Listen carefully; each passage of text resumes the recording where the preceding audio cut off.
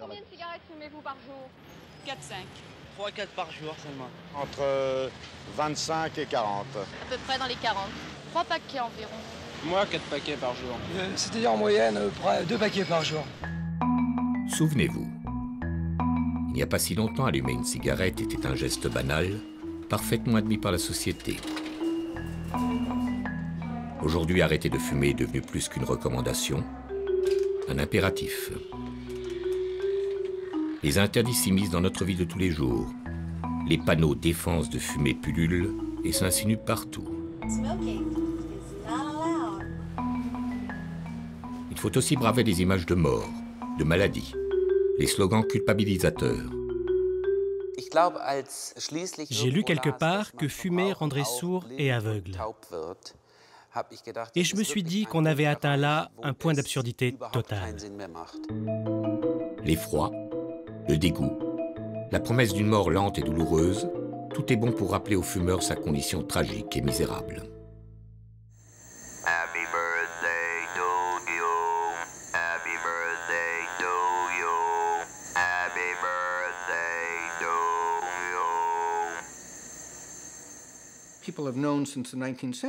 Depuis le 19e siècle, on sait que même à faible dose, la nicotine peut tuer de très gros rats. Ça fait longtemps que les médecins ont constaté une différence entre leurs patients qui fument et ceux qui ne fument pas. C'est pas pour rien qu'aux États-Unis, on appelle les cigarettes des clous de cercueil. Fumer tue, il n'y a aucun doute, on le sait depuis longtemps. Alors pourquoi ce danger nous semble aujourd'hui moins supportable, moins tolérable qu'avant? Gave up for 2.5 years.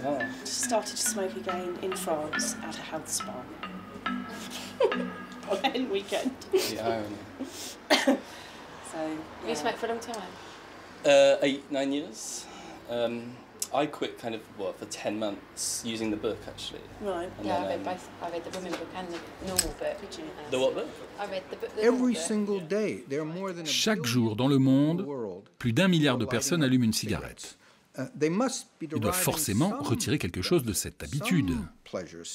Un certain plaisir, une utilité sociale quelconque. Ce n'est pas seulement parce qu'ils sont dépendants.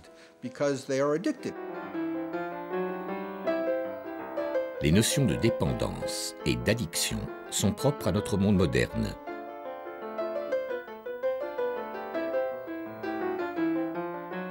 Hier, le tabac était un plaisir populaire, un mode de sociabilité accessible à tous.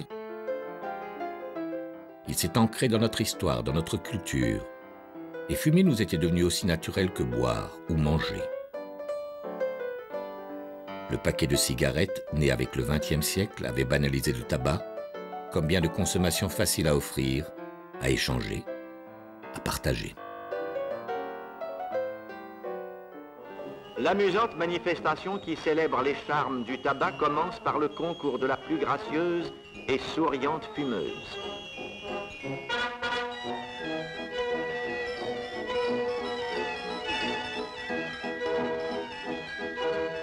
Concours de vitesse.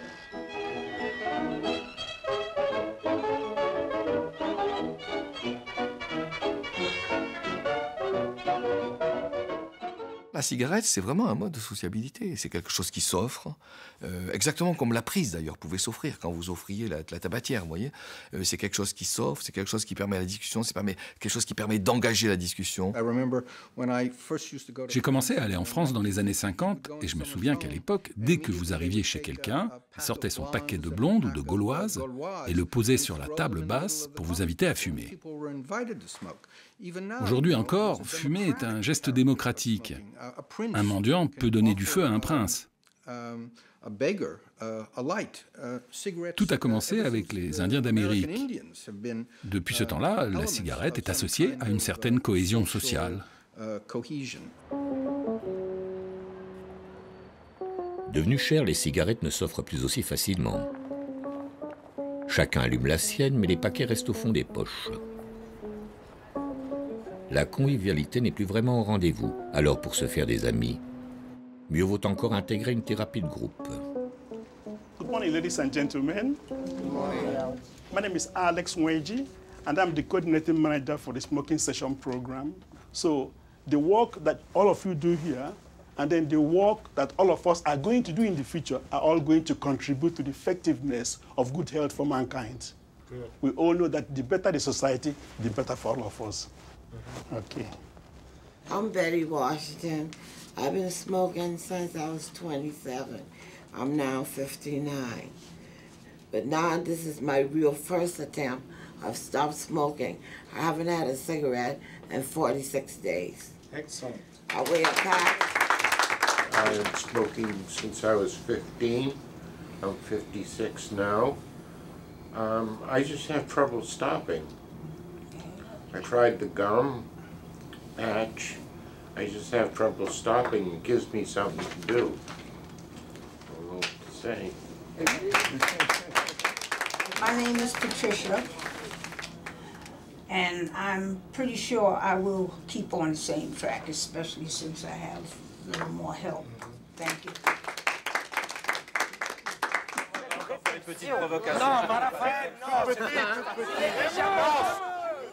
Il est déjà mort. Laissez pas parler les morts. Avant de diviser la population en fumeurs et non-fumeurs, le tabac réunissait les gens. Et pour cause, tout le monde fumait. Une cigarette à la main, on était prêt à écouter toutes les idées, à faire durer tous les débats. Vous l'avez tué. C'est le cinéma minable qui l'a tué. Le cinéma fait l'a tué. Mais vous avez 15 ans de plus que Sorin, vous Les lycéens, c'est normal, ils avalent n'importe quoi. Ah non, pas moi. C'est chaud. Ce que je voulais dire, c'est de la façon dont est intervenu le monsieur qui lève la main, l'éditeur, on peut avoir l'impression que les jeunes, finalement, ressemblent tous. On l'allumait à toute heure et partout, dans les foyers, les transports, au bureau, au restaurant.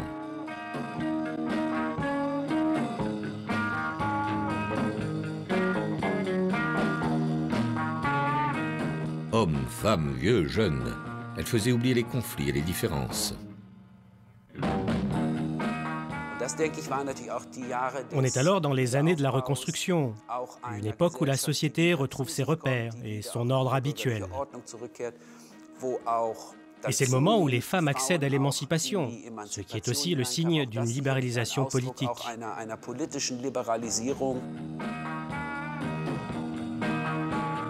Pour ne pas gâcher la fête, les premières études prouvant dès le début des années 60 le danger mortel du tabac restent soigneusement confinées dans les tiroirs des chercheurs. La caution médicale est de bon ton dans les publicités.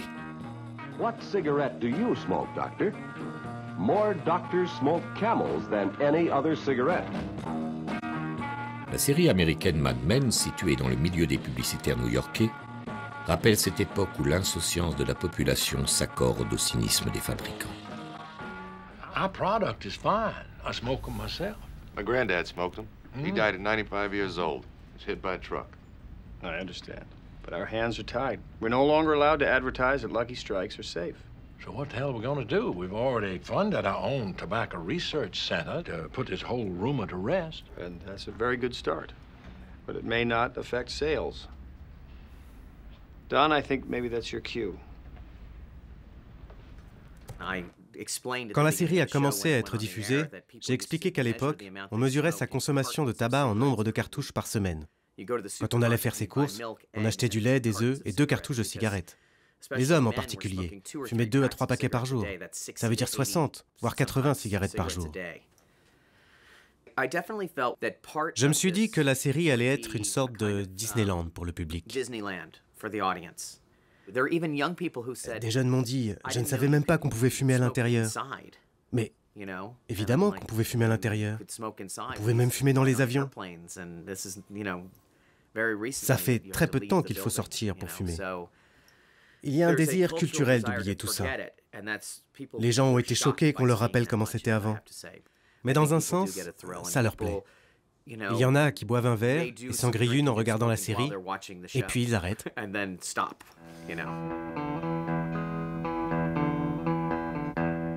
Dans les bureaux et les usines, la cigarette n'est pas encore considérée comme une pause improductive.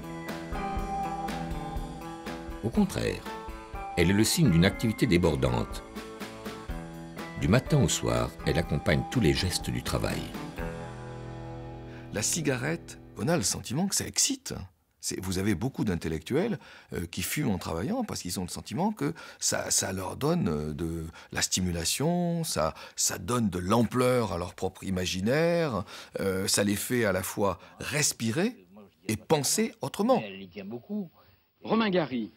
Alors, au-delà de cette limite, votre ticket n'est plus valable, roman publié chez Gallimard. Je vais distinguer deux aspects dans votre roman, si vous voulez bien. Il y a un aspect réaliste. On prête à la cigarette toutes les vertus. Elle libère la parole et la pensée. Dans ses volutes, les idées semblent s'élever plus facilement. Mais seulement à ce moment-là, vous pouvez vous dire, si je ne bande pas, c'est parce que je me suis drogué. Oh, mais mon frère, alors là, vous savez, si vous êtes capable de faire l'avance 60 fois, bravo. Mais en combien de temps? Remarquez. Oui. Romain Gary, alors.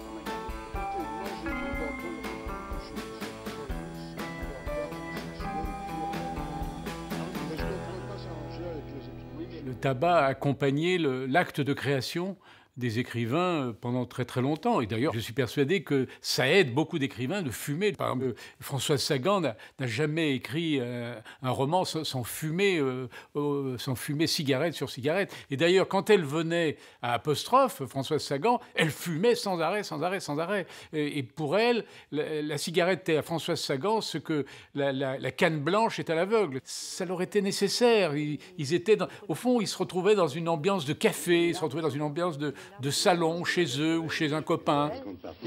Et quand même, j'ai l'impression de suivre la progression de l'histoire, la passion, la souffrance, et à la fin, le détachement. Ah oui, évidemment, il y a des petits coups de pouce à l'alphabet. Oui. Quand j'ai commencé à Apostrophe en 1975, la plupart des hommes portaient la cravate et fumaient. Et puis, quand j'ai arrêté Bouillon de culture, les hommes ne portaient plus de cravate et ils ne fumaient plus. Vous pouvez suivre d'ailleurs le déroulement des émissions, voire une par chaque année, et vous verrez décroître le nombre de cravates et le nombre de cigarettes, et puis à la fin, jusqu'à épuisement.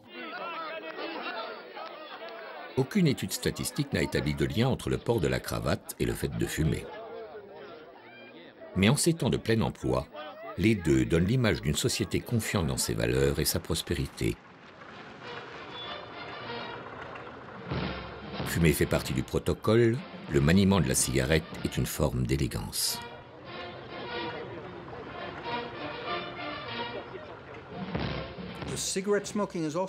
Fumer est aussi une activité esthétique. La manipulation du feu, la braise, la fumée, il y a quelque chose de profondément beau dans tout cela. Et les gens réagissent tout naturellement à ce genre de plaisir.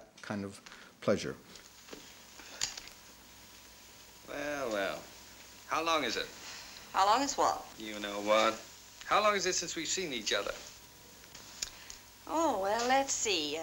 Cette dimension esthétique du tabac est magnifiée dans le mythe hollywoodien.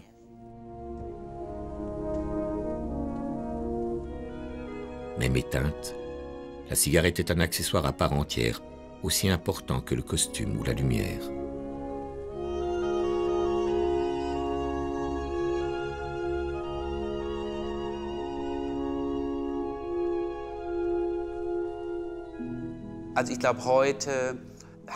Le tabac a vraiment changé d'image. L'idée, c'est qu'aujourd'hui, fumer, ce n'est plus cool. Ce n'est plus dans l'air du temps. Ça l'était à l'époque d'Humphrey Bogart, du film noir de Jean-Paul Belmondo. Nous sommes censés vivre dans une époque meilleure, plus intelligente, plus saine. Est-ce le résultat d'une démarche voulue ou consciente? Les héros d'aujourd'hui sont-ils meilleurs? Je n'ai pas de réponse définitive à cette question.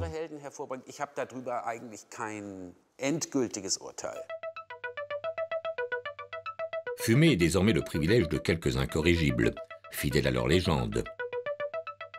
Un moyen d'entretenir une image de rebelle. Car la norme chez les stars est d'être non-fumeur et d'offrir une image éclatante de santé. C'est vers le corps et sa plastique que convergent tous les regards.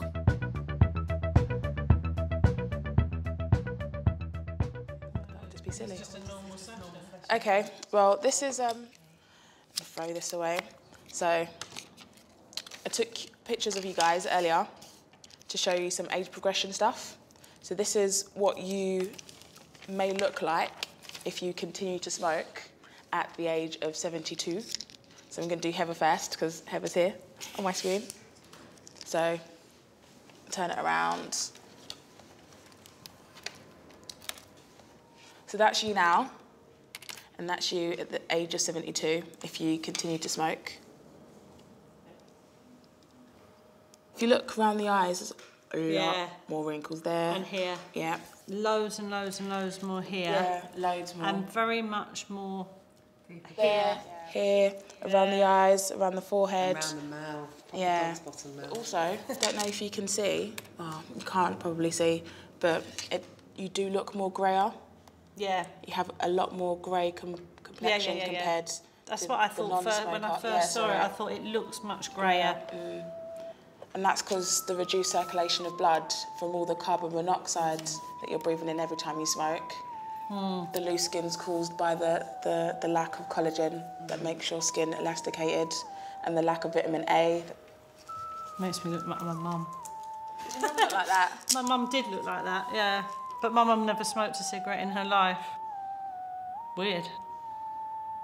Je crois que ce qui a beaucoup changé dans les périodes récentes, c'est le sentiment que les individus ont que leur corps, c'est vraiment leur capital, voyez, et que leur corps les représente. Et que leur corps, c'est vraiment leur image au sens où elle traduit au plus profond leur identité. Leur identité, c'est moins comme auparavant le fait d'avoir le costume de sa classe sociale ou le fait d'avoir les indices de son métier, etc. L'identité, c'est le fait de traverser à partir de son corps l'expression qui traduit vraiment la personne au sens le plus singulier du terme.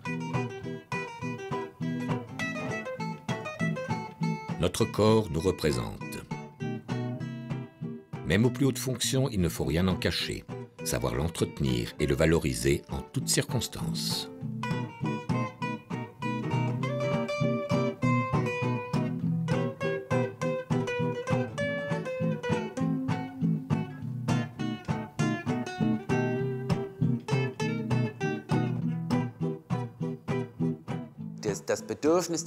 Les gens ont besoin de se sentir plus ou moins en sécurité, de mener une vie saine. Et on s'est servi de cette aspiration pour marteler de plus en plus l'idée de la santé. Alors on a commencé à se poser des questions. Comment je me nourris? Est-ce que je dors assez? Est-ce que je mange trop de sucre ou trop de sel? Est-ce que je bois trop ou pas assez?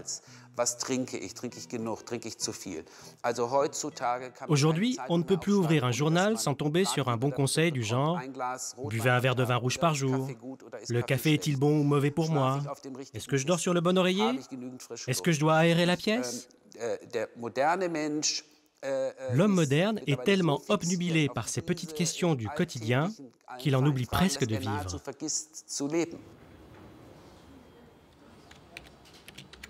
Bienvenue sur Tabac Info Service.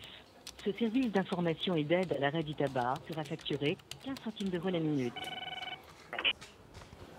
Tabac Info Service, Laurent, bonjour. Bonjour, je vous appelle parce que je voulais vous dire que j'étais hypocondriaque, donc c'est pour ça que je veux arrêter. Oui. Parce que je me pose beaucoup de questions sur les maladies, tout ça. D'accord. Et en même temps, c'est contradictoire parce que quand j'ai peur, je prends une cigarette. D'accord. Est-ce que vous avez indiqué à votre psychiatre que vous preniez que vous alliez arrêter de fumer? Oui, mais lui, il veut parce qu'il dit que je suis pleine de contradictions, je veux arrêter, mais dès que j'ai peur, je prends une cigarette. Donc c'est un cercle infernal, parce que je suis vraiment inquiète. Fumer, c'est désormais vivre dans la peur.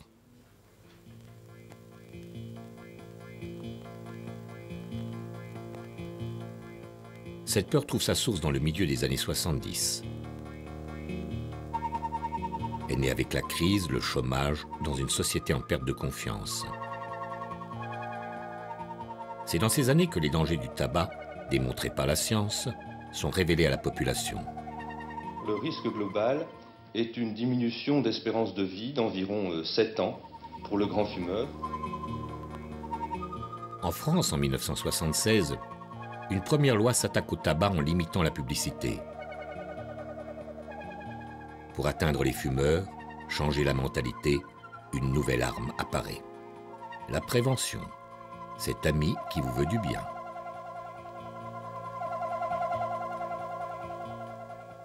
Ce qui a changé en 40 ans, c'est qu'une pratique qui paraissait à la fois normale et qui paraissait comme une pratique d'affirmation, comme une pratique de valorisation en quelque sorte de la personne, d'affirmation de l'autonomie, d'affirmation de l'initiative. Cette pratique-là est devenue une pratique transgressive. C'est-à-dire que c'est devenu une pratique inquiétante, c'est devenu une pratique dangereuse. En 2 décennies, une vague d'interdictions s'abat sur le monde. Au début des années 90, des lois, comme en France la loi Evin, bannissent le tabac des transports, des administrations, des commerces. Peu à peu, même les pays les plus réticents, comme l'Espagne, le Québec, la Chine, se résignent à appliquer une législation. Certains États américains s'attaquent à des lieux où le tabac est traditionnellement toléré. Fumer est interdit dans les hôpitaux psychiatriques, les prisons et même, comble de l'ironie, les couloirs de la mort. My name is Lionel Ferguson, and I've been smoking for about 40 years. And I'm glad now that society is finally becoming a little bit more aware of the dangers of smoking and realizing that it's not cool. I had to reprogram my mind to realize, to stop the bad habits that developed over the past 30, 40 years. And once I've been able to do that, I've been able to stay smoke-free. Contrairement à ce que l'on pense, nous sommes extraordinairement souples quant à l'intériorisation de l'interdit. Et nous arrivons finalement, nous, humains, à assimiler insensiblement les interdits et à les rendre naturels. Pour donner le sentiment que ces interdits nous protègent, il faut sans cesse dire et redire le danger, alimenter la peur. La liste des maladies où le tabac serait en cause s'allonge comme par magie. Ostéoporose, surdité, impuissance sexuelle, tous les arguments sont bons.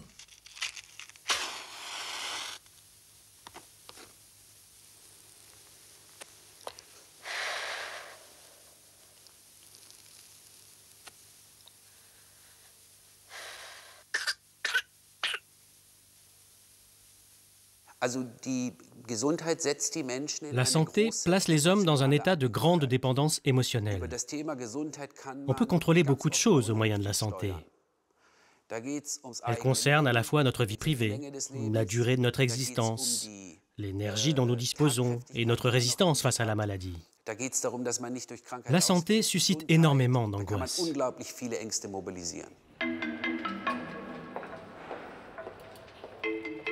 L'impression de danger imminent pousse les fumeurs vers de nouveaux spécialistes, les tabacologues. Fumer n'est plus seulement cause de maladie, c'est en soi une maladie qui réclame une prise en charge, un bilan médical et psychologique complet.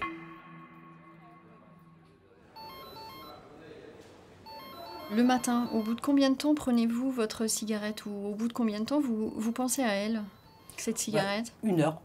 1 heure. Au moins, c'est au moment du départ. C'est au moment de partir. C'est au moment de partir. D'accord. Trouvez-vous qu'il est difficile de vous abstenir de fumer dans les endroits où c'est interdit? Non. Mais mettons si vous êtes à un endroit assez long, mettons au cinéma, au restaurant, ou alors le train. Non.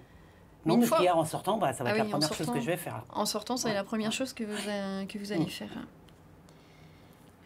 Et vous fumez plus le matin quand même? Vous avez noté que vous fumez plus le matin? Avec les collègues, je commence à 6 h le matin. Ah oui, avec les collègues. Je commence à 6 h, donc automatiquement, oui, dès le matin. Ouais, de 6 h à midi, vous en avez fumé combien? Ça dépend de l'ambiance qu'il y a. À peu près, j'en fume au moins 5. 5? Ouais. Ouais, moitié quoi, enfin à peu près quoi. Ça dépend. D'accord. D'accord, on a 3 au test de Fagerström. Le test de Fagerström, un questionnaire à choix multiples qui sonde autant la consommation de tabac que les habitudes de vie, les travers psychologiques du fumeur. Est-ce que vous prenez des médicaments? Êtes-vous plus irritable quand vous ne fumez pas? Est-ce que votre foie, il est toujours stable?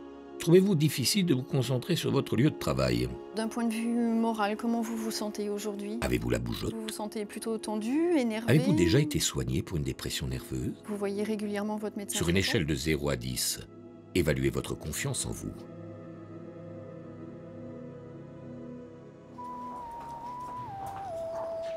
La dépendance au tabac est aujourd'hui répertoriée dans le DSM, manuel de psychiatrie américain, comme trouble du comportement.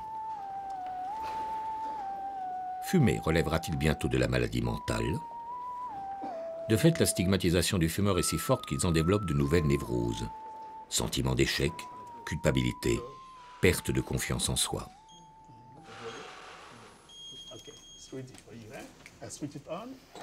Parmi les thérapies et méthodes de sevrage, la prescription d'antidépresseurs, comme le Ziban ou le Chantix, est devenue monnaie courante.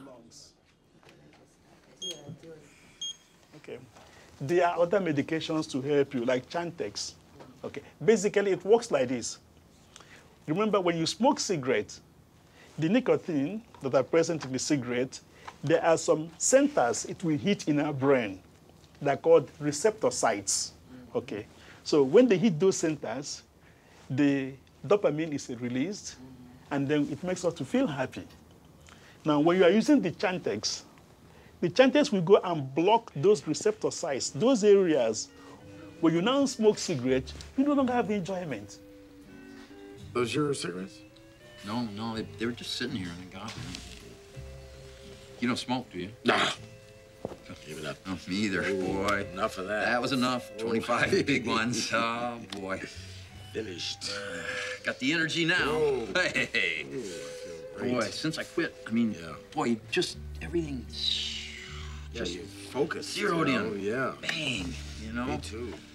I feel sorry for suckers. Still puffing away, you know. No willpower. No willpower. Pacifier. Silly. You know, the beauty of quitting is that now that I've quit, you know, I can have one. Because I've quit.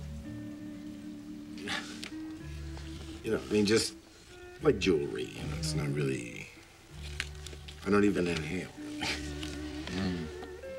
You want to join me? Well, yeah, since I quit. I mean, yeah, okay, now that you've quit, you know, you can have sure, one. Yeah, I can do that. Yeah. All right.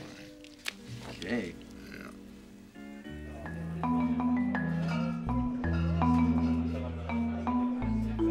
Ces dernières années, les interdits ont été étendus aux lieux de convivialité, cafés, restaurants, boîtes de nuit, où le tabac est particulièrement apprécié.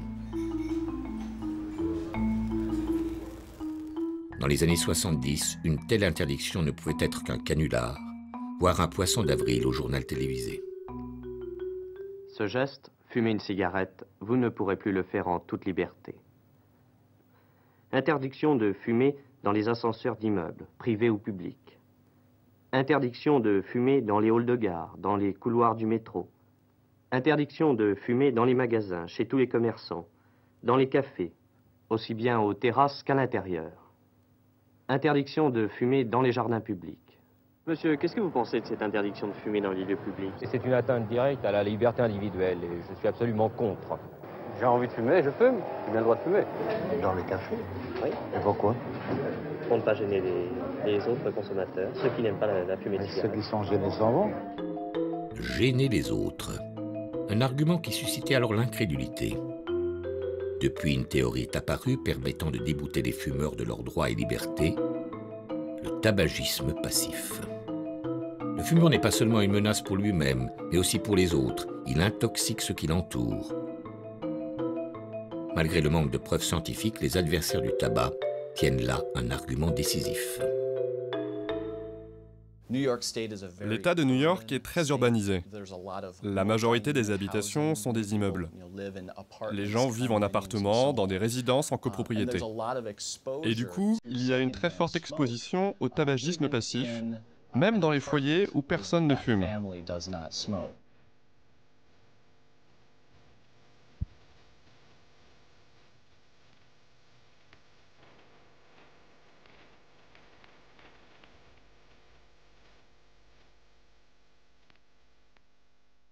Recently, there's now the third-hand smoke. Yes, this happens when you are living in a home and you smoke cigarettes.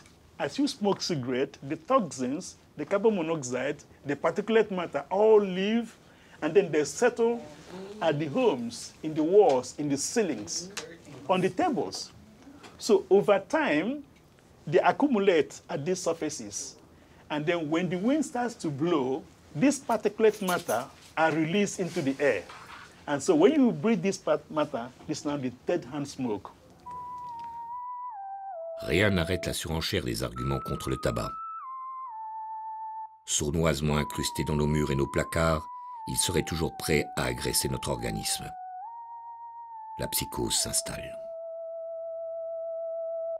When I stopped smoking and I went into my closet smelled like smoke. Yeah. My clothes. Yeah. I cleaned everything in there, put all coats in the cleaners. I'm in the process of painting my house because I noticed on the walls the tobacco. Yeah. Really, from the smoke. Le tabac serait aussi une pollution, un danger pour le parfait équilibre atmosphérique de nos villes. Dans l'État de New York, le plus pollué des États-Unis, il est maintenant défendu de fumer dans certains espaces extérieurs, comme les parcs et les plages. Face à cette extension sans limite des interdits, la résistance s'organise.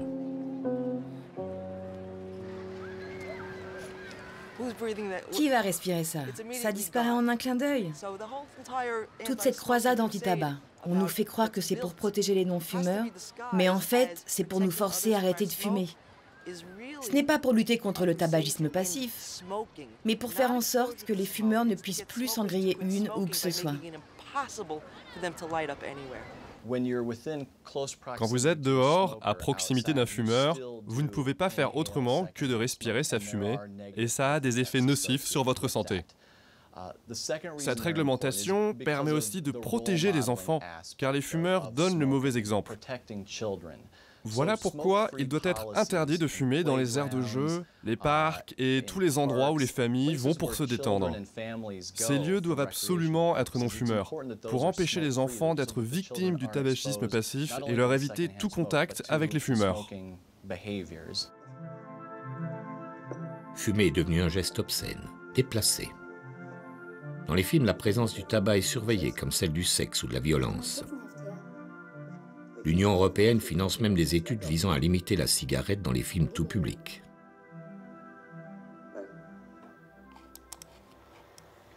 So, das ist jetzt so eine Szene. Da sieht man einen der Hauptdarsteller, Canet, mit der Zigarette in der Hand und auch mit der Verpackung. Und was soll jetzt das Rauchen hier bedeuten? Er ist konzentriert oder ist er nervös oder was bedeutet das hier in der Situation? Ja, also es gibt in dieser neuen WG natürlich Probleme. Es ist zwar noch keine Beziehung da, aber mit den WG-Bewohnern an sich haben sie jetzt sozusagen Knatsch zu Hause und... Okay, also er hat ein Problem und deshalb braucht er. Dafür wird es ja auch andere Lösungen geben. Und muss er nicht zur Zigarette greifen. Und Bier. Und Bier dann auch noch dazu. Okay, lassen wir es mal weiterlaufen. Okay.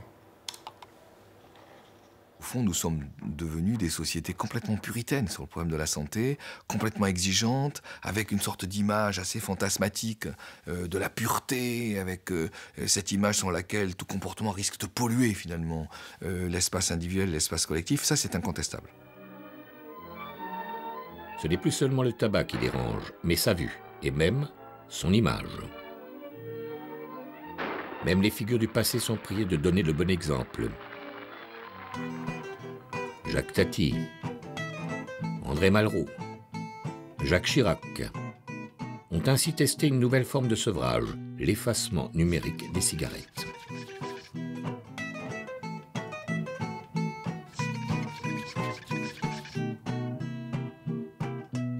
Quel est le but de cette nouvelle censure? Qui entend-elle protéger? Prenons un adolescent dont les parents ne fument pas. S'il a l'habitude de regarder des films où la cigarette est très présente, il aura tendance à fumer autant qu'un adolescent dont les parents fument. Les images que l'on voit au cinéma ont un impact immense. Elles peuvent faire voler en éclats les valeurs et l'éducation que les parents essaient de donner à leurs enfants. Faire un film pour enfants dans lequel les personnages fument, c'est un peu comme jeter des déchets radioactifs dans une cour de récréation. Ça va rester un bon bout de temps.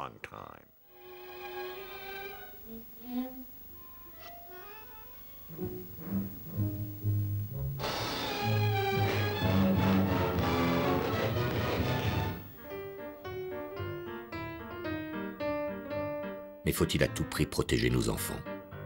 Les rendre sitôt conscients de leur santé, ce bien dont ils jouissent naturellement? À force de prévention, la santé s'est peu à peu immiscée dans l'éducation, au point qu'elle pourrait bientôt être enseignée, au même titre que l'écriture et le calcul mental. Si l'homme ne peut pas s'empêcher de fumer, peut-être peut-il empêcher ses enfants de fumer. Suzy, la voici. C'est le robot fumeur.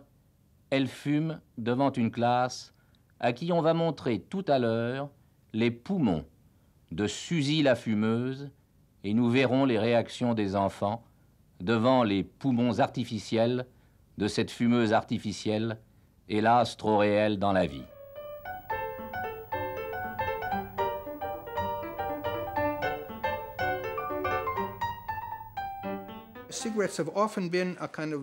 Pour beaucoup d'adolescents et de jeunes adultes, la cigarette est souvent considérée comme un rite de passage. C'est quelque chose qui leur est nécessaire pour se frayer un chemin vers l'âge adulte.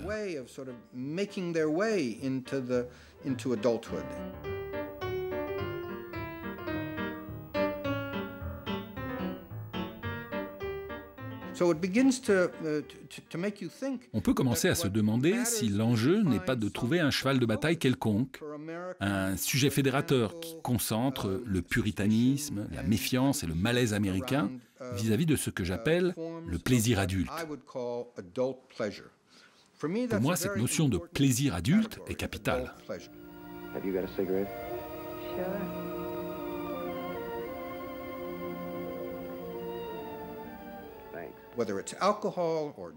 Que ce soit l'alcool, la drogue ou le sexe, toutes les formes de plaisir adulte comportent une part de risque.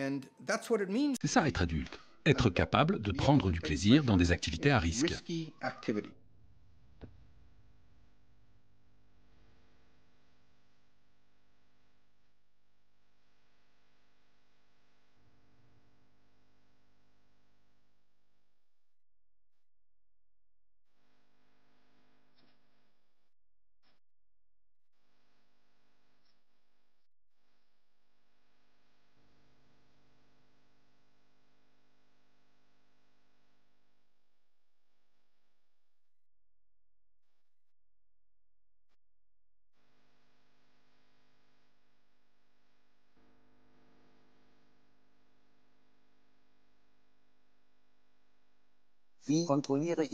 Comment contrôler les comportements par rapport au désir?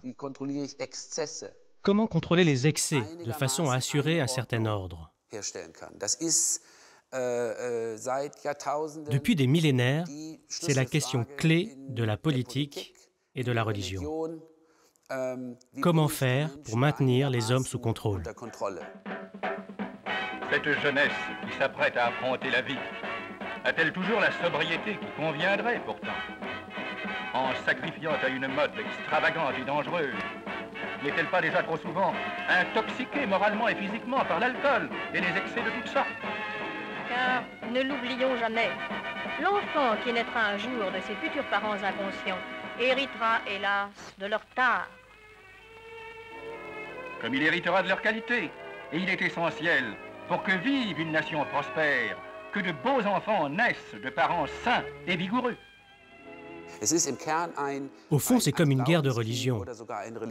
Ce sont des croyances qui s'affrontent sur la manière dont les hommes vivent sur Terre. Comment nous vivons notre corps, nos désirs, ou le fait qu'on soit mortel. Ce sont là des questions fondamentales qui sont présentes dans les religions modernes de la santé, mais qui remontent au début de la chrétienté.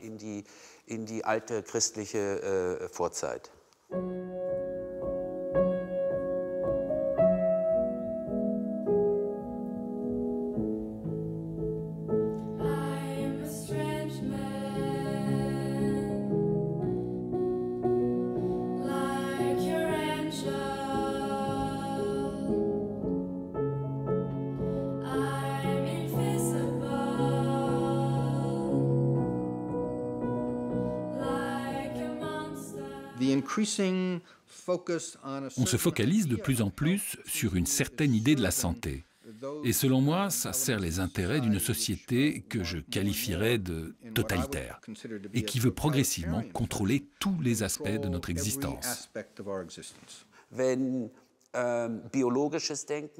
Dès lors que la pensée biologique influence la santé publique et que celle-ci fait l'objet d'un programme d'État, il faut faire preuve de la plus grande vigilance.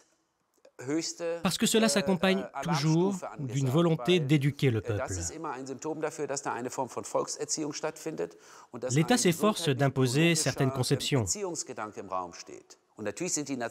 Les nazis, et je sais qu'on ne peut comparer cette période à aucune autre, mais les nazis ont donné un exemple saisissant d'une telle démarche.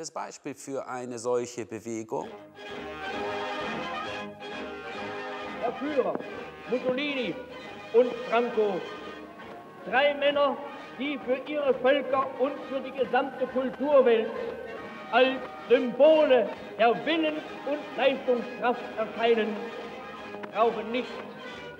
Sie haben für das Glück ihrer Nationen mehr geleistet als jene Zigarettenfirmen, die uns weismachen wollen, dass man durch den Genuss irgendwelcher Nikotingifte zu größerer Gesundheit und größerer Leistungskraft gelangt. L'Allemagne nazie est en matière de lutte anti-tabac un précurseur. Pour Hitler, le tabac est le symbole de la décadence des démocraties occidentales et représente les juifs, les intellectuels dégénérés, les mœurs permissives et douteuses de l'Amérique. Il faut en préserver les Allemands. La santé du peuple passe avant tout.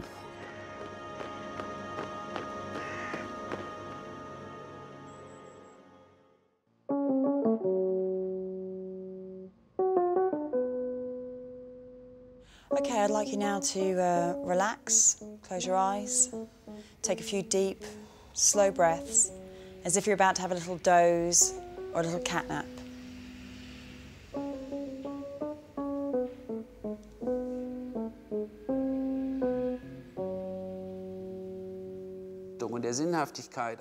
On a de plus en plus de mal à trouver ce qui est porteur de sens dans la société. On ne croit plus à grand-chose. On ne croit plus guère en une vie dans l'au-delà ou en une église. Et l'on doute même souvent de la démocratie et du capitalisme. Voilà pourquoi la santé est devenue une sorte de religion moderne. Par exemple, au niveau du dos, vous pouvez ressentir que ça appuie plus en haut ou en bas, que vous ressentez plus votre dos. Aucune génération n'échappe à ces impératifs de santé. Dans les maisons de retraite aussi, fumer est désormais interdit. Dès que je me levais, j'allumais une cigarette gitane. Et je finissais au bout de la journée 2 paquets de cigarettes de gitane. Maïs, hein? Voilà. Tu voyez ce que c'est? 2 paquets par jour? Oui. Une cigarette rallumait l'autre. Et vous n'en avez pas crevé? Et j'en suis pas mort, vous voyez. Dans notre culture, on a tendance à beaucoup valoriser la longévité, comme si le fait de vivre vieux était une fin en soi. Je trouve que ça n'a pas de sens. Ce qui compte vraiment, c'est la qualité de vie, pas le nombre d'années qu'on a vécu.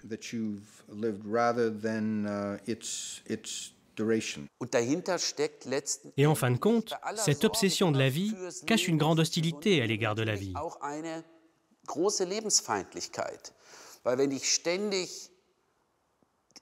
Parce que si je passe mon temps à penser aux risques que j'encours, je ne vis plus que dans la crainte et l'angoisse. Et j'en oublie tout simplement de vivre.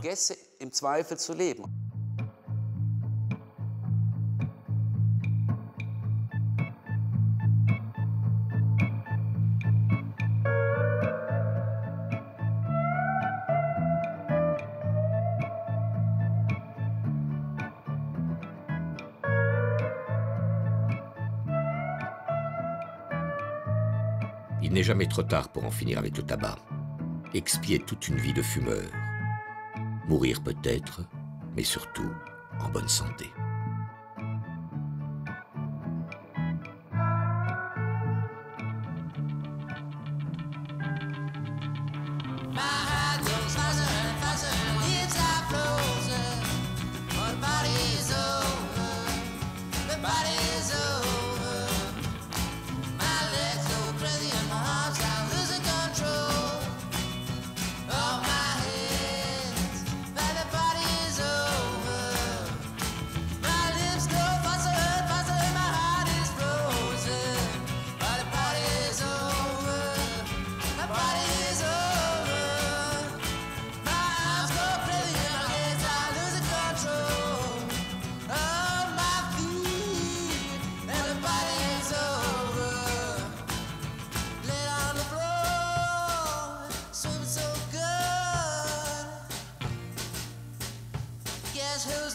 Tragedy.